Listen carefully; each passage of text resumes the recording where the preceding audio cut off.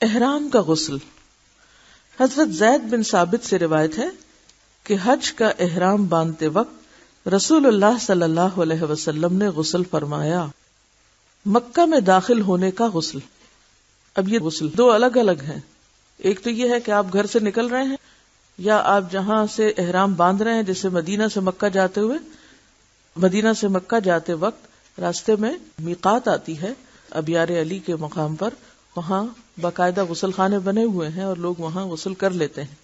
لیکن اگر آپ گھر سے بھی اس نیت سے کر کے نکلیں تو بھی درست ہے، کیونکہ بعض اوقات پبلک ٹوائلٹس میں موقع نہیں بھی ملتا وہاں.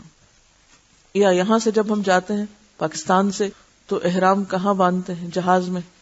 تو جہاز میں آپ غسل کہاں فرمائیں گے؟ تو بہتر ہے آپ گھر سے ہی غسل کر لیں اس نیت سے کہ آپ یہ احرام کا غسل کر رہے ہیں. اور پھر دوبارہ مکہ داخل ہوتے وقت، اب تو یہ چونکہ فاصلے بہت مختصر ہو گئے ہیں، لیکن اس کے باوجود جدہ ایئرپورٹ پر بھی ایسے غسل خانے موجود ہیں جہاں انسان مکہ کی طرف جانے سے پہلے شاور لے سکتا ہے. حضرت ابن عمر رضی اللہ عنہ فرماتے ہیں کہ رسول اللہ صلی اللہ علیہ وسلم مکہ میں داخل ہوتے وقت غسل کرتے تھے. اب یہ سارے غسل جو ہیں یہ مستحب ہیں، پسندیدہ عمل ہے. احرام پہنتے وقت اور مکہ میں داخل ہوتے وقت غسل ایسے ہی ہے جیسے نماز سے پہلے کوئی وضو کر کے نماز کی تیاری کر رہا ہو.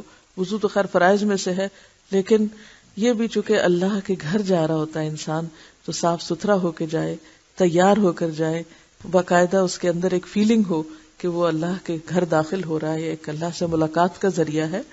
تو اس میں جسمانی صحت اور صفائی اور ستھرائی جو ہے وہ روحانی صحت پر اثر انداز ہوتی ہے. تو یہ سارا جو غسل کا جتنا بھی بیان تھا، اس میں ایک بات بہت اچھی طرح واضح ہو گئی کہ فرض کے درجے کا غسل جو ہے وہ ناپاکی سے پاک ہونے کا ہی ہے، اور بس. باقی جو غسل ہیں وہ مستحب میں ہے، مستحبات میں سے ہیں، جن میں سے سب سے اہم غسل جمعے کا غسل ہے، جس کو بعض علماء واجب کے درجے پر رکھتے ہیں.